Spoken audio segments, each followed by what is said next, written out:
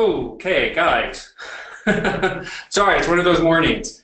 Hopefully, okay, Alan, you're on. Alan, can you raise your hand if you can hear me?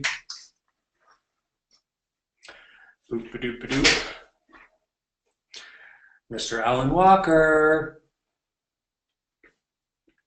Actually, can anybody raise their hand if they can hear me? Screen. Okay, thank you. I got some hands going up. Yay, thanks. And hopefully you can see the screen now. So somebody shoot me something if they can't see the screen. Open up some of my things here, loud and dark in here. Perfect, thank you, thank you, thank you. Great, guys. Yay. All righty. Boom. I hope everyone's having a great day. It is beautiful outside. Hopefully you're on your phone or something and you're sitting outside listening to all of this, hearing me speak.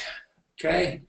Gonna give it a few more minutes for a lot of people. We've got a lot on right now, but there's close to 100 people actually registered for today's little quick webinar, which tells me that everyone is kind of excited about this. It's actually a really important topic too. So, I'm just going to chit chat for a few minutes while a few more people jump online. We'll just give them a couple of seconds.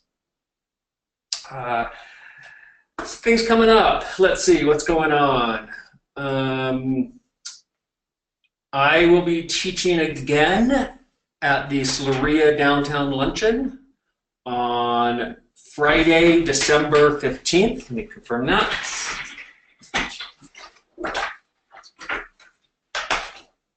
Yes, Friday the 15th at Legend Sports Grill in Salt Lake, 677 South, 200 West at noon. Come join us. I am going to be speaking on finishing up the year strong, getting prepared for 2018, and how to protect you and your family going forward in the future.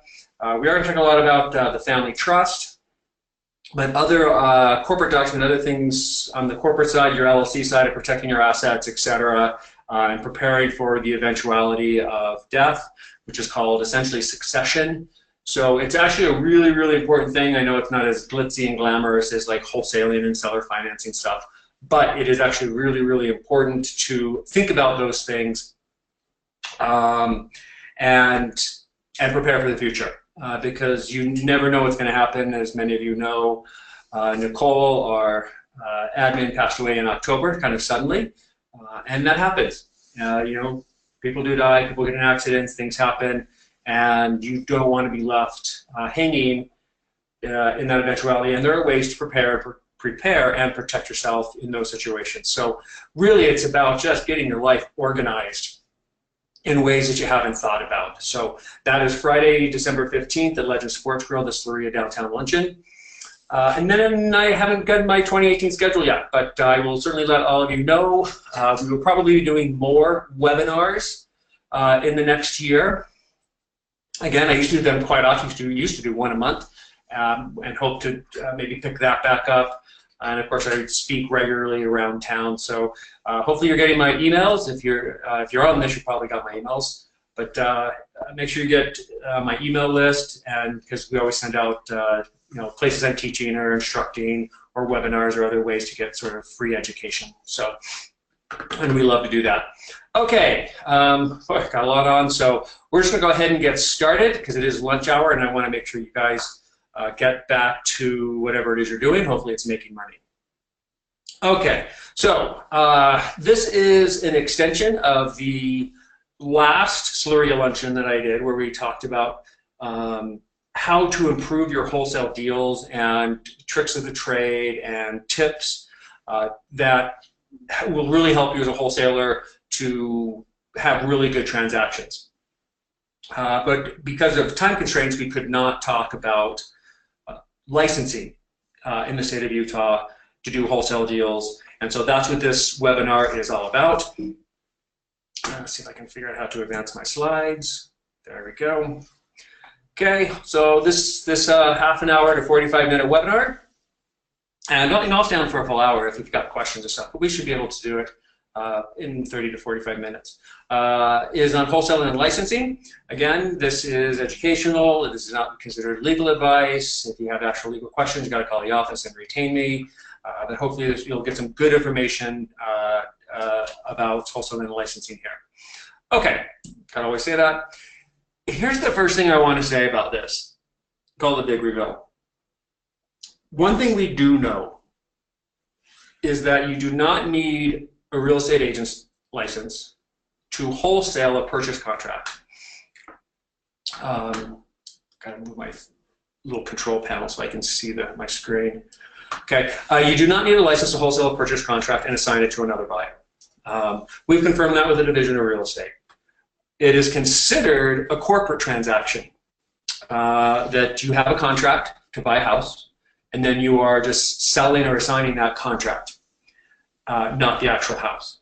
So we know that's fine, but we don't have really clear answers. There's no rule, there's no law, there's no statute, there's no regulation, and there's not even really any division statements of exactly what it means or how to do it, because the problem that arises is, even though it's a corporate transaction where you're just selling a contract or signing a contract, the subject matter of that contract is a piece of real estate. So how do you sell a contract where the subject of that contract is property, which normally does require a license to sell? I wish, there are some states in the US where this is totally fine and you don't need a license and you can market the house and they're all good with it. That's kind of rare. That's very few states that allow you to just wholesale without a license under any circumstance. There are some states where you can't wholesale at all. They don't allow it, period. You cannot even sell that contract without a license. The majority of states are kind of like Utah, where they're like, yeah, as long as you kind of, you're just really selling that contract, that's really not under the purview of the Division of Real Estate, so, have at it, but if it looks like you're selling a house, then we're going to step in. So it's with that gray area of what can and can't you do. And unfortunately, we don't have a whole lot of clear answers on it, but I do have some really good guidance. And I've worked really closely for years with the Division of Real Estate and folks up on Capitol Hill. And the one thing I can say is, this is the next one. Boop, boop. Nope. Still want to stay here for a minute. Is it can really depend. The answers or the requirements are going to depend greatly on who's investigating this possible licensing violation. And there are a number of investigators at the division, and some are more friendly than others. Some believe that this always requires a license and they might be very, very strict and they just may not even listen to other reason. Others over there, probably with a greater real estate investor background maybe, and understand sort of what we're doing, they're okay with it as long as it kind of falls within certain guidelines, and those are kind of the guidelines I'm going to give you today. But it can really depend. But I can tell you that if it ever gets to the point where the Division of Real Estate, or the state legislature for that matter, or the Utah Association of Realtors, okay, they're not a government entity. They oversee their licensed agents, but they also lobby on behalf of their licensed agents to change the laws that favor real estate agents. And I can tell you in the state of Utah that our state legislature is owned and controlled by the Utah Association of Realtors and other lobbying groups for essentially real estate brokers.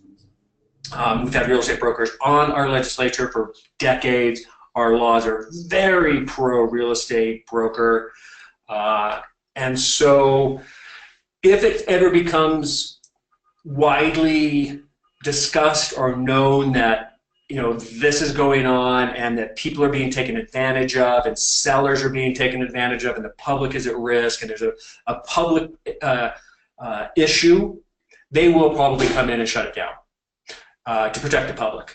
And so I hope to be able to guide people, and the investigators at the division that I talk to that are friendly to this, they want the same thing. They want us to be able to continue to do what we do without interference, but at the same time, their job as a government entity is to protect the public. So with that, just kind of basic understanding of licensing and real estate, how Utah works, let's kind of go on.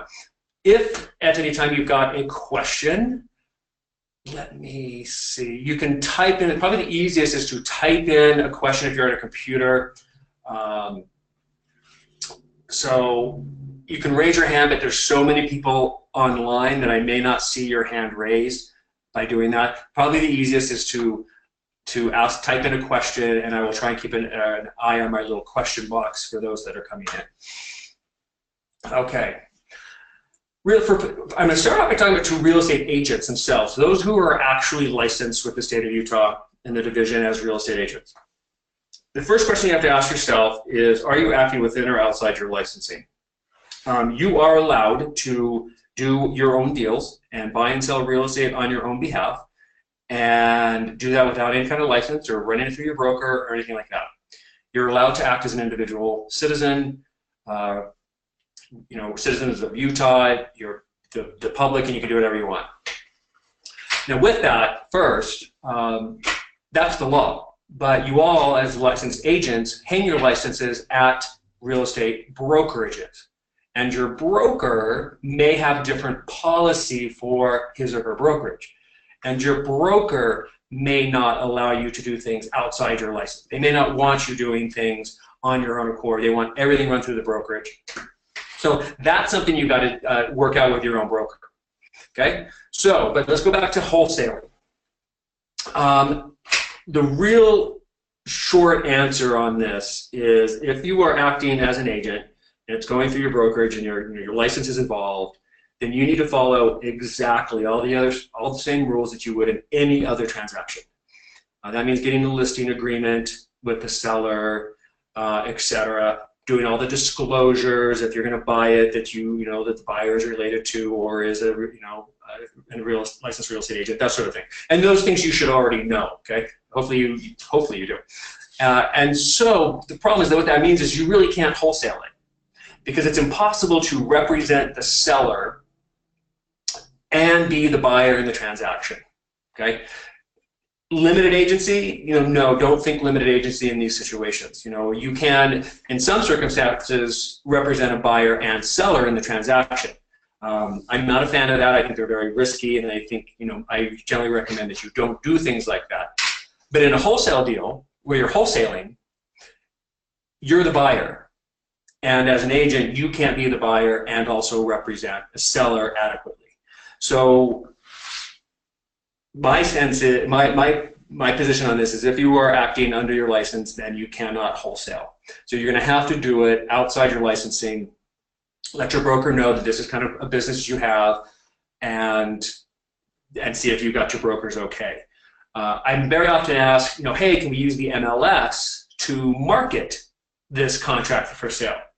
No, and that is very clear at the division that when you post something on the MLS, as a listing, that you're representing the seller, and you're selling to end buyers, because in a wholesale deal, that house is actually already under contract, right? You have it under contract. So you're not really marketing the house on that MLS, you're actually marketing the contract, but the MLS is used to market homes. And so you don't want to appear as if you're marketing that home. So my guess is, and my suggestion is, if you're a real estate agent, do it outside your license. Okay. Now you're still going to have some other hoops to jump through, and those hoops are the same as if you were just going to go buy a rental property on your own, right? If you were in a contract as a real estate agent, always use the Utah REPC, and always use the appropriate disclosures about licensing. Okay. My clients who are real estate agents but do investment deals on the side follow those same rules. Okay. It's not run through the brokerages or anything like that, so it's not a licensed transaction, but they're still following the rules as agents, because the division will look at you and expect you to follow these rules even when you're acting on your own accord. Okay, so use the Utah Rep sheet, put in all the disclosures about, a party of the transaction is a licensed real estate agent. Okay, so what we're going to do now is jump to working outside the licensing. Okay, again, if you're an agent, jump ahead, use the Utah Rep sheet, put all the disclosures, same as any other investor transaction, and then I want you to follow the rules as everyone else. Okay, so when you're acting outside your license, then you want to make sure that all you are doing is selling a contract, not selling a house. These are the two biggest things that you need to worry about. The first is intent, and the second is marketing. And we're going to talk probably more about marketing than intent. These are the two things that the division is going to look at and nab you for. So let's start off with intent. Wholesaling is locking a property under contract, right? You're locking it down. And then you're going to sell the contract to somebody else. That's wholesaling. But to have a valid purchase agreement for real estate in the state of Utah, when you enter into that purchase agreement, you must have the intent to actually buy the home. If your intent is to only wholesale it, that purchase contract can be deemed null and void or voidable, or you could have lawsuits and litigation revolving that purchase agreement. Okay, so your intent always has to be to validate that contract. You have to have the intent to actually purchase the home. Now, you don't have to buy the home. There's no obligation to actually do it. It is your intent when you enter into that agreement with the seller that you will buy that home. And here's kind of where it gets a little tricky. What is the difference? Both a purchase agreement, which you're doing as a wholesaler, or a listing agreement, if you're doing it as a real estate agent, they're both tying up the property. Okay, and that's kind of why this becomes a gray area. Is both those situations lock down that property where you are going to make some kind of money. You're either going to make money by assigning the contract and a wholesale fee, or you're going to make money in a real estate commission by selling the listing. Okay, so I want to talk a little bit more about how you show that intent to buy the home. Because if you are brought into the division of real estate and they start asking questions, they're going to ask you, was your intent to buy this house, or were you just going to pass it on to somebody else? Okay. Earnest money. These are some basics, and then I'm kind of going to go into the more sort of legal definitions of intent. First, earnest money. It is really common for you wholesalers to put down either little or no earnest money. But remember what earnest money actually is. Earnest money is showing your earnestness, your desire, your commitment to actually buy this house. Putting out $50 or $100 isn't really a big commitment, and you're not proving to anybody that you're really going to commit it. Because if everyone put $100 on and you can't find a wholesale buyer, then you're just going to cancel the contract under your conditions clause. Okay, that could run you into trouble simply because it doesn't look like you're actually buying the house because you're not very earnest about buying it. What is significant earnest money? Well, it's going to depend on a million factors, right? It's going to depend on the purchase price of the house, the condition of the house, and seller's conditions, things like that. So, but my recommendation is, probably at least $1,000, even on wholesale deals, okay? And you can certainly put up more. But you want to be able to show, look, yes, I was intent on buying this house. I put up money for it. I put my money where my mouth is, kind of thing, okay? Conditions. Do not write in the contract that the contract is conditioned on you finding a final buyer. I've actually seen that. Because again, if you're a wholesaler and you can't actually wholesale the deal, you can't find a final buyer. I see Jeff Rappaport online. I had a great conversation with him the other night at Utah Valley area. And he's like, for the first time, I couldn't actually sell a property. It's like his very first time he couldn't find a wholesale buyer. So it happens. But I've seen in some of your contracts that it says specifically, if I don't find a final buyer, then I can cancel this contract. Because obviously, if you can't sell the house, you don't want to lose your earnest money, anything like that. That is not don't do that. There are ways to put in both, inspection conditions, right? That's a valid way to back out of a contract. Okay, and I'm going to give you some language in a minute about your intent, okay? This third one is huge. Your verbal communications with the seller and what you're telling them, okay? If you're telling them that, you know, you're just going to wholesale this house, you just told them that you don't have the intent to buy it. And then if they get upset, they can go to the division and report you.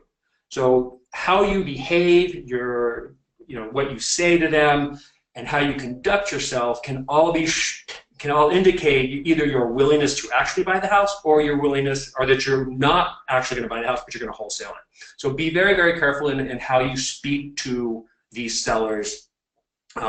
And that you know, your job is, yeah, I want to buy your house. That's what I want. I want you to sell it. I want to get you to get that $5,000 that you need to go pay your bill or whatever it is. You know, that's my job. You know, I want you to get what you need out of this deal, right? That's how we negotiate with our sellers. Okay. But again, at the end of the day, you're the buyer, and you are going to buy the house. Okay. Disclosures. Let the seller know that, you know, you want that the seller is aware that the buyer is purchasing the property for prompt or current resale or assignment. Okay, this is kind of the language that I use in our contract and in our contract. And my contracts have actually, the ones that we provide to clients, have actually been investigated by the division. My clients have gone in and I've gone in based on my documents. And the investigators of the division have given their stamp of approval to my documents. So that was really a nice thing. In fact, not only did they approve it, they said, hey, these things are really good because these are clear as to what's going on. So your disclosure is that you are going to buy the house. You are going to buy the house for prompt sale or concurrent resale or assignment. So you're giving yourself the option. You're not saying I'm buying this to assign. I'm going to either buy or resell or assign. Okay. There are additional disclosures we put in that I'm not going to go into because that's kind of what I did in my luncheon seminar, you know, about any fee you might receive and stuff like that, and that this was a fair deal, that the seller wasn't taken advantage of, that you didn't commit fraud, and things of that nature. So there's a lot more disclosures that we do put into our purchase contract, but this is kind of the big one as far as licensing is concerned. Okay, you want to show your ability to buy. Okay, got a couple questions. Let me kind of pull this up. Where should the earnest money be held? Where should the earnest money be held? Title, can't use broker trust account. Yes, you cannot use the broker trust account because you're acting outside your real estate license. Hold it in a title company is my suggestion. FYI, with providing earnest money to title companies, if the earnest money ever has to be released, almost all title companies in town are going to require approval from both parties. So not just you. You can't just say, hey, I canceled my contract based on conditions, give me my earnest money back. Most title companies are going to want an acknowledgement by the seller as well, because we don't want to get in the middle of somebody's problem. Okay, so title companies, fine. Yep. Are the wholesale documents you're talking about part of the summer school doc? Yes, Alan, you have them. And if you were part of my summer school over the summer, yes, you have all of these. And I'll talk about how to get our forms at the end. Okay. Question: as an agent, can I choose not to use my license to purchase a wholesale deal, cash to close, and then use my license? Can I use my license to purchase and close? Oh, absolutely. Yeah. The question is, can I buy outside my license?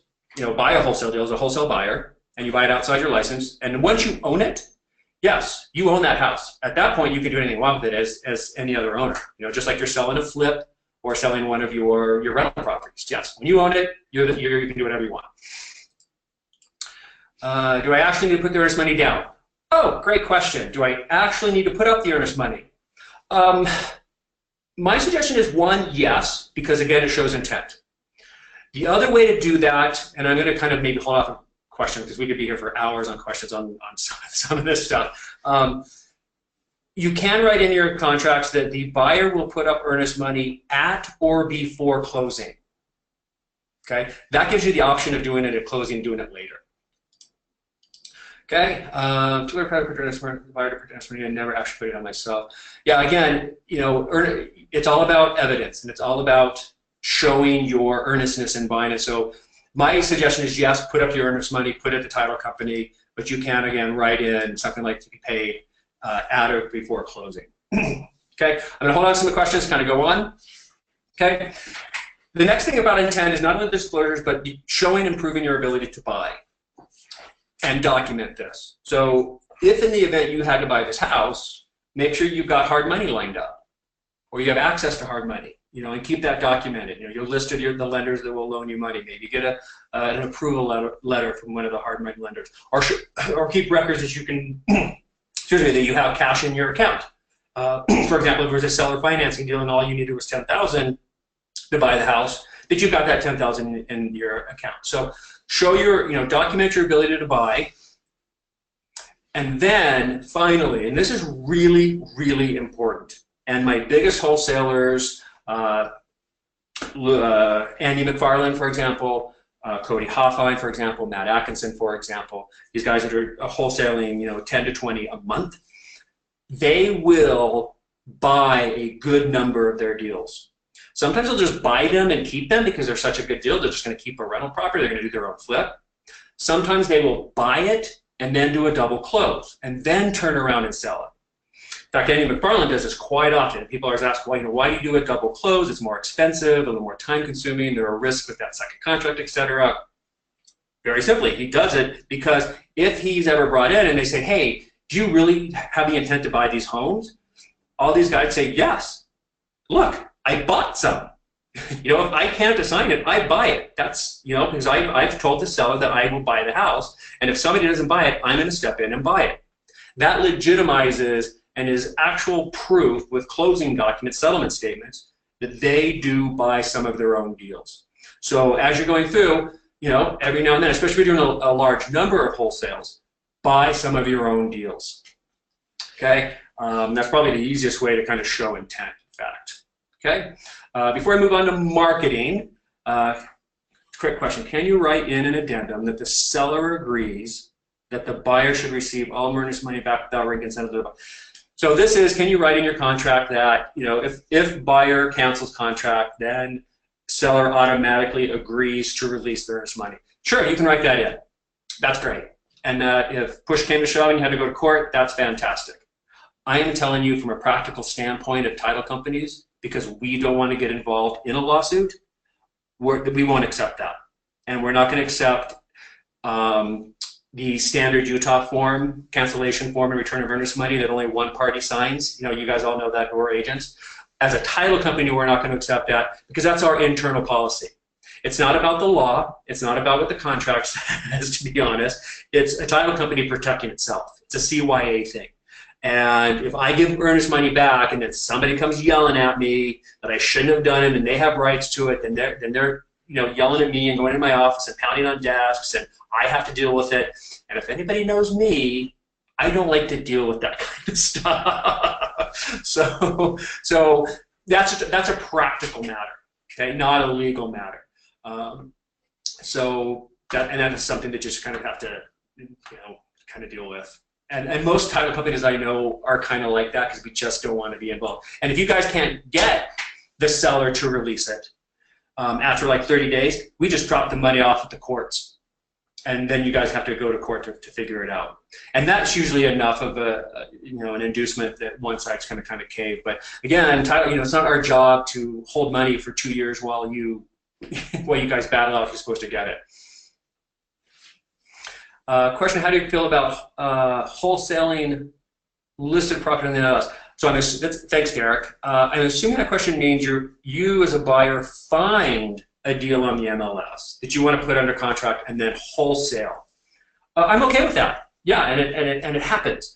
You have to remember, though, you are now bringing in another real estate agent into the mix. That real estate agent is going to have their own broker that they have to appease.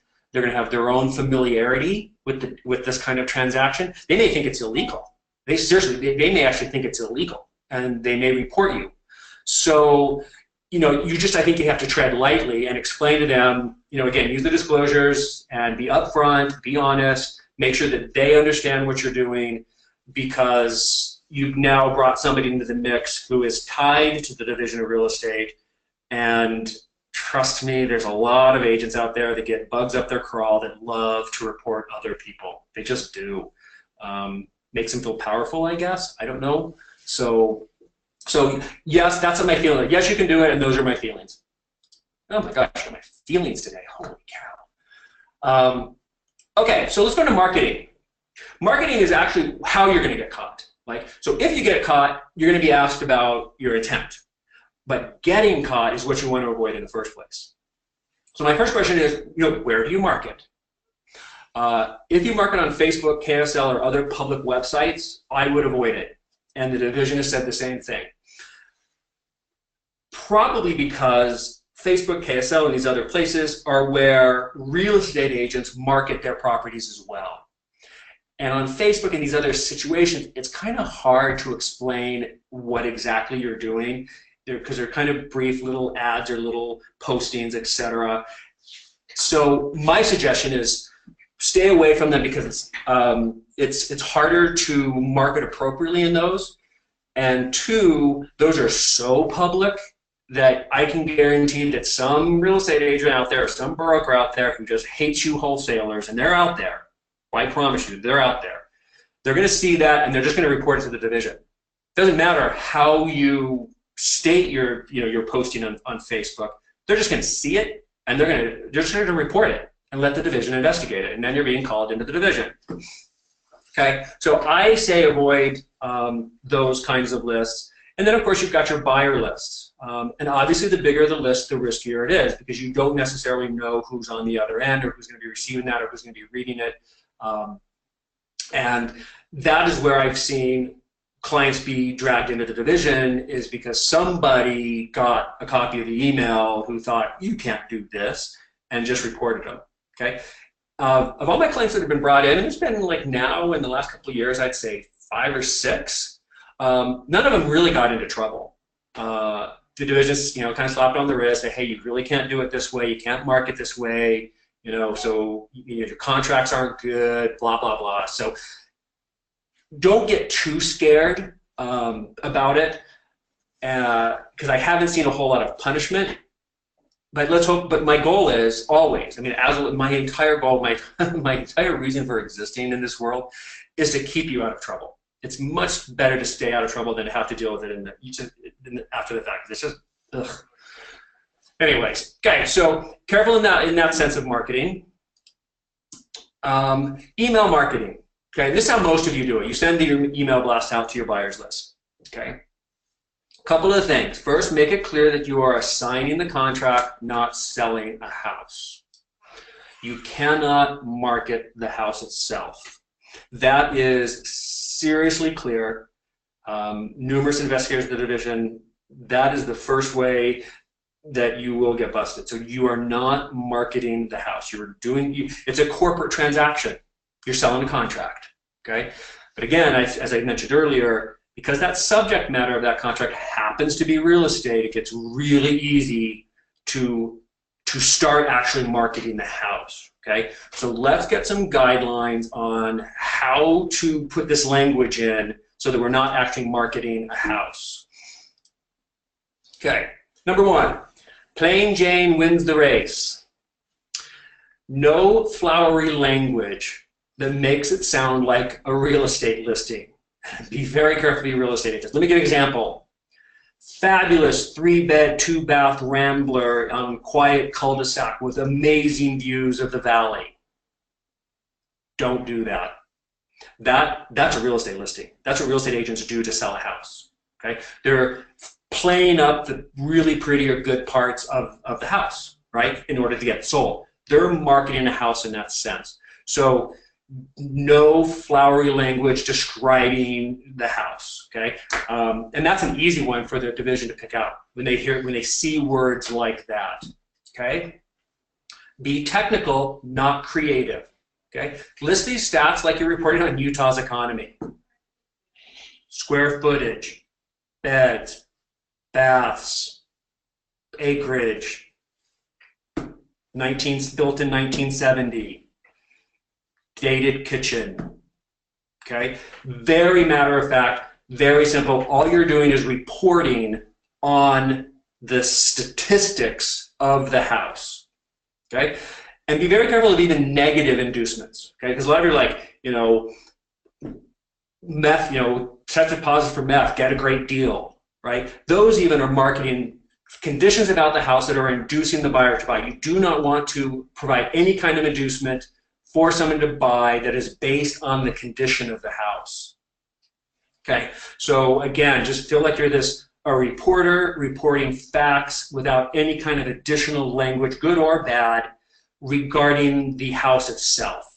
And I know that's probably going to limit you in some of your, because I'm on a lot of buyers lists, and I see the advertising and marketing, and holy cow, I'd say 2/3 of them go beyond what they really should. Okay? You don't need to be Steven Spielberg.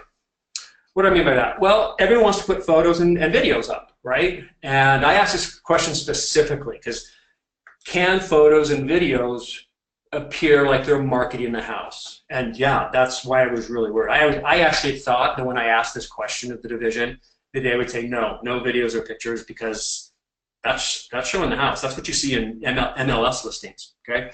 He said it's okay. He said again, but watch what you say and in those videos and how you shoot them, okay? Remember rules number 1 and 2. So again, I would just, as you're videoing, you got your little phone cam, you're going, don't talk about how, don't go out the backyard and say, look at this beautiful back lot, okay? Again, your wholesale buyers aren't retail. That's not what they care about anyways. So stay away from trying to sell the actual house. Keep it factual to say, broken sink, drain and basement can be used for extra bathroom, roof needs repair. That's what you need to do, okay? Don't try and, I know a lot of you in marketing, you want to put out really great videos that are really slick, and because you really want to, you want to market it. But the more you make it look like you're a real estate agent listing that house and really trying to induce buyers based on these other sort of intangible aspects of it, that's where you're going to run into trouble. Okay? Quick question. How about marketing when you've got a seller finance contract? Can you say something like 3-2 flip in West Jordan with short term? Yeah. The question is, if you're trying to wholesale a seller finance deal, can you talk about the terms of the seller finance? Yes. Again, you're reporting on facts. Seller will hold note and deed for 5 years. Seller will seller finance $100,000. Seller will leave mortgage in place. Okay? Again, you're stating facts. You're not. So I guess the long and short is, like, as I say this, you're not marketing. You're really not marketing. You're just stating facts. Because again, why do sellers hire real estate agents? To market their house, right? You can't market the house. State the facts, keep it clean, keep it very simple, okay? You're not Julie, the cruise director. Somebody raise their hand if they get that reference. I'm old. Does anybody get the reference of Julie, the cruise director? Yay, Robin! Somebody knows this. This comes from The Love Boat. The old, like, 1970s, early 80s, whatever, television show called The Love Boat, and Julie was the cruise director, and she kind of entertained everybody. Anyways, anytime you go out with a group of people and you're trying to do something, you're on vacation, I'm not Julie, I'm not your cruise director, I'm not responsible for your fun time. Okay, anyway, side note, here it is. Don't hold open houses, period. Boy, don't do that. You hold an open house, and the division catches the window that you will get busted. That is a clear line in the sand. Open houses are done to market a house to buyers, potential buyers that real estate agents do. Okay, and so I followed up on that question with the division. Be very careful if you want to get your buyers in, and I know you all do, because buyers want to touch and feel the house before they pop their money down to buy it. Okay, but getting buyers in is a very risky endeavor and going to run you into potential conflict with the division. Okay, because again, you getting a buyer in is what a real estate agent does. Real estate agents find buyers and they coordinate showings, right? So you've got to be very careful about how you do that. And you have to be very careful with what you tell the seller and what you tell your potential buyers and what your potential buyers say to the seller when they're there, or to neighbors. Okay? Remember, everyone that you start talking with or your buyers start talking with, those are all potential people that can file a complaint with the division. Okay? can you? Yes, you can. He didn't say, no, you can't do it, because he understood, the friendly, I should say, and investigators yes, I understand that, no one wants to buy a house unless they can actually get in and see it. He goes, but, if they can get away with not doing it, that's the preferred route. It's just don't even get your buyers in, take a good video, let them, do Google searches and all of that to kind of see it. And and that might be enough. Okay. Obviously, do not put signs on that property. I've had 2 clients get dragged into the division because they actually put for sale signs on the property with their number on it. Okay. That was a whoops. Then I think most of you should know that. But don't put signs on property, and again, be careful of neighbors. Okay. A couple of questions. Is there a less risky way for people to see the property? Yeah, the least risky is just video it. Just do a good video without commentary. That's what I would do. Really good detailed video and absolutely zero commentary.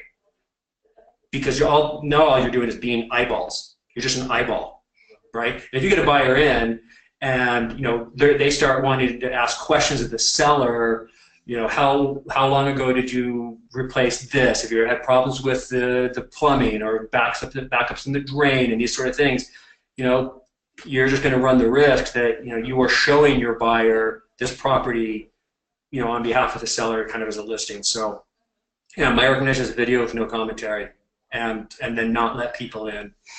If you want to let people in, I would probably go with them, and they're just sort of your buddy, part of your business, maybe your business partner, and you want to go in just to see it one last time to make a decision, or it's during your due diligence period and you want to just do a final walkthrough. Bring that buyer with to walk it with you.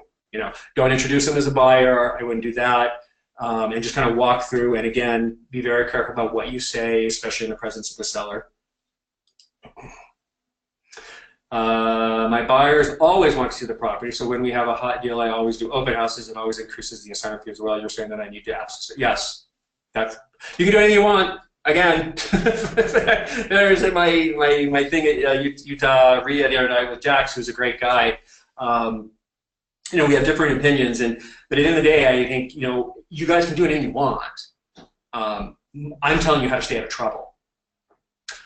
Bandit signs. I know you guys love to do bandit signs. Bandit signs can get you in a lot of trouble because they're very public with your phone number on it. I had a client got busted for putting bandit signs on public property in a city and got pulled in by the city with like a $6,000 or something fine for putting bandit signs on public property. So, yeah, I understand. I get it. I'm on your side. Buyers want to see it, and it might make you more money. And if you want to take that risk for the extra money, that's great. I'm telling you that if you do an open house, you're busted, and you get busted, yeah, you're busted. That was clear. Do not do an open house. And if you market the open house, like in your email blast, hey, the house will be open 2 to 5 on Saturday. Yeah, you're going to get busted at some point. So it's all about risk and reward, right? Okie doke. Finally, make sure you have really good documents. The reason we have, it's funny. In real estate, everyone goes, it's pretty much general understanding that, in real estate, it has to be in writing. You can't do any real estate transaction unless it's in writing. Actually, that's not true. It's not true at all. You can buy and sell real estate without a contract, without anything in writing, without anything signed. I call up, Jeff Rappaport and say, hey, I got a property in Sugar House for $100,000. You want it? And he's like, great, I totally want your house for $100,000. I'm like, great, let's go meet at Starbucks and bring your $100,000 cash, and I'll bring a warranty deed. We show up at Starbucks, he gives me the cash, I give him the warranty deed, boom, we're done. I just sold a house without a contract. The reason you want a contract is if things go wrong and if you have to enforce it. Okay, so that's why the contracts are important. Is if you ever need to enforce that contract, or you're being or someone's breaching and you want to you just want a good contract. Okay, and these are also the very first things the division is going to ask for. They're going to say, I want to see your purchase agreement and your assignment addendums. Okay, because they're going to go through and look at those disclosures. They're going to look at the language. They're going to look at look at them for your intent and just your commitment, the earnest money, all of that. right? Because those are the things that they're going to, the very, very first things that they're going to ask for. If you are a real estate agent and you do a wholesale deal outside your license and you are brought into the division, because of your license, you are bound by pretty much all of their rules to provide them whatever they ask for, or else they can take your license away. So you pretty much have to give them. If you're not a real estate agent and you're brought in, believe it or not, my recommendation is give them everything they want, because the more you work with them and just say, hey, mea culpa, sorry, I didn't mean to do it, the more likely you're just going to get off scot-free. But as a non-licensed agent, they have nothing to hang over your head, right? They can't take away your license because you don't have one. So you actually don't have to provide anything in those investigations, because those are simple investigations. They can't demand anything of you without a court order.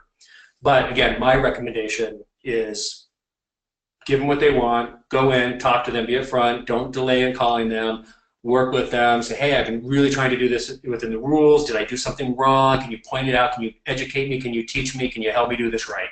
And they're going to love you for that. Because that, I have found that at the end of the day, that's what they really want. You might get an investigator that's a kind of a jerk, but most of them really just want to make sure people are doing things correctly. So, that's my suggestion in working with them. Okay, like I said earlier, our forms have been investigated by the DRE. That's when the reason I first went in to start talking with them about this was because a client that was using our contracts got called in, and they wanted, and they were fine with them. They called him, and said, hey, these are great, in fact, but we just want to talk to you to make sure that, we're all on the same page. I said, that's fantastic. Thanks for calling. I would love to be on the same page, because I want this to continue, and I don't want you guys to come in and start shutting down a business that all my clients are doing. So that's kind of why I started the process. These are the documents that we have in ours. It's a purchase agreement. It's an assignment agreement. We also separate out all the disclosures and little things that are in our purchase agreement and assignment agreement that you can then copy and paste into an addendum if you use the Utah RepC. Because again, if you're an agent, you have to use that Utah RepC even if you're acting outside your license. But you can then just copy and paste language into the RepC that makes it act just like a purchase agreement and has all the same disclosures and stuff like that. And then some additional documents. So if anyone's interested in those, just shoot me or Cody an email, and we can get you some pricing. We'll give you some discounts for being on today. So I think, yeah, that's it. So good. We're finished for about 45 minutes. I'm going to hang out. I'm here, so if anyone's got any questions, I'm happy to sit and chat and ask questions for 5 or 10 more minutes.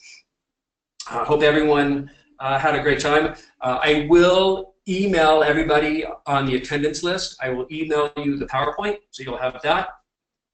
And I will email you the PowerPoint from my class at the Sloria luncheon, where we talked about all probably the 35 tips about how to improve your wholesale deals. I'll send you that one too. So, okay, if you need to get back to lunch or to work, it was great having you. Go have fun. But again, I'll be here for a few more minutes. And please add the price to your contracts. I think the question is, on wholesale dealers not seeing the price on the purchase contract for the seller. I might need a little more information on that question, Robert. As a licensed realtor, am I required to use the Utah RepC, or can I use your docs? No, Alan, use the Utah RepC. Yeah, and then just take the addendum language and copy and paste it into an addendum and attach it to the RepC. Yeah, the division is a little nitpicky on that, and you just don't want to give the division any reason to be mad at you.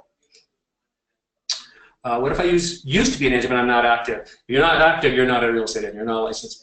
Now there are variations in your licensing. There's sort of active, inactive, and then there's non-licensed.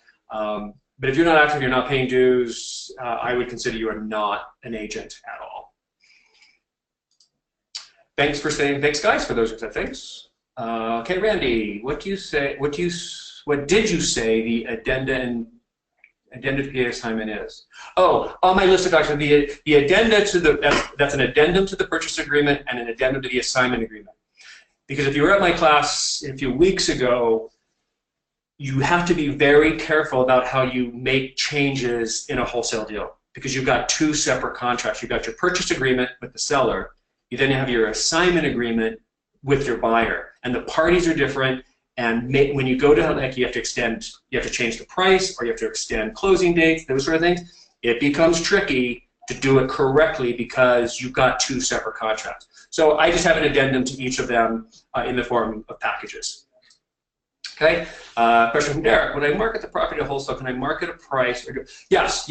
You can say the price to buy the contract is blank. That's how I would phrase it. You know, you can purchase this contract for $190,000, and you do not need to disclose your fees in any kind of marketing. Right? There's ways of hiding your fees from your buyer, doing double closes like that. But yes, you can save the price, but again, report the facts. You can buy this contract for $190,000. What if my partner is an agent? Depends. If it's a partner in an entity and that entity is the buyer, then yes. Then you have to do all the disclosures that the buyer is or is related to or affiliated with a licensed real estate agent. Okay. Thanks, Jared. I don't live in Utah anymore. I'm currently wholesaling in Minnesota. Ooh. Yeah, you know, my contracts would probably work anywhere. They're general enough to probably work anywhere, but if you're going to use my contracts outside the state of Utah, definitely run them by an attorney first. But thanks, Jared, for that question, because that's an important question. If you're using anything I've done outside the state of Utah, just run it by, just have an attorney review it. Okay. Thanks, Trevor. There are way too many. You are so correct, Jeff. There are way too many wholesalers breaking the rules. And again, that's important. That's a great point, Jeff. If a lot of wholesalers go out there and start violating these rules, it's just going to raise red flags with the division, and they're going to say, look, guys, apparently you can't control yourselves. We're going to step in and control you for you. And that's what we don't want. That is what we don't want. I want no regulations. Is a double close the only way to hide your wholesale fee? Yeah, pretty much. That's pretty much it. I've heard a term called blind HUD. Well, a blind HUD, as I know that term, I refer them as split HUDs. So you can hide your wholesale fee from the seller. That's easy. In fact, I wouldn't close at any title company that doesn't know how to hide your wholesale fee from the seller. But hiding your wholesale fee from your buyer, no, that's extremely difficult because the price has to be listed on that HUD that matches the exact same price that's on the seller's HUD. So you can't manipulate the price in any way. And so to collect your fee, it's going to have to be a line item somewhere. So if you want to hide your fee, yeah, double closing. To my knowledge, it's the only other way. If someone has one, they can email it to me, and I can take a look at it. What are the rules regarding providing comparables comps?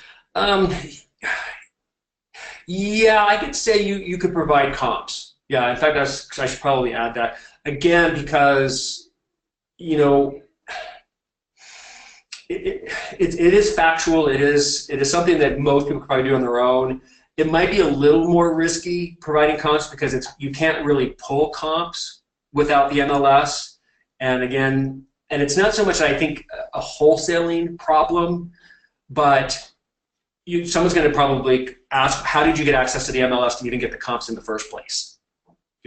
And then you're saying, because you have to be a real estate agent to have access to the MLS, and then that might bring up a whole other set of issues. So, I think it's probably okay as far as the wholesaling kind of deal, but it could be risky in notifying the division that you have access to the MLS somehow. Okay. Let's see. Oops. I spoke with an attorney and he told me to make the buyer on the original purchase agreement a trust that we set up for the property. Then when assigning, we make the buyer the trustee. Oh, yes. Thanks, Jared. That is a completely different topic. That is a way to wholesale via trust. And it's a great technique. My suggestion to you would be, gosh, probably go to my website, look at some of the free webinars that I did on using trust, etc. Yeah, I have many, many clients who name the buyer on their purchase contract as either a disposable LLC or as a trust, and these disposable LLCs or trusts are set up specifically for this transaction, and it's a great way to wholesale. So yes, I am fine with it. But it's a much longer topic to kind of explain how to do that. How about using copies of pages off the MLS in your comps? I guess I don't understand what copies of pages. The public side of things. Yeah, I mean, if you can get something publicly without a login, I say fine, because that's publicly available. It's more about generating the comparable reports that only a licensed agent with an access code can get. Question: so with a double close, how is the first closing usually funded? Oh, another great question, whole other topic. In a double closing, that first purchase has to stand alone, which means if you're the first buyer, you have to come within your own funds. You have to buy the house. You cannot use your final buyer's money to buy your transaction. That's a simultaneous closing, and that's illegal. So in a double close, you have to buy the house with your own money, and then you turn around and sell it to somebody else. So you might have to get a hard money loan for 24 hours. Okay. Okay. I need to go get lunch because I'm a little hungry. And again, if you have any questions, just shoot us, an email at the office, and we'd love to take care of you. So, anyways, guys, have a great day, and I'm sure we'll be talking to you soon.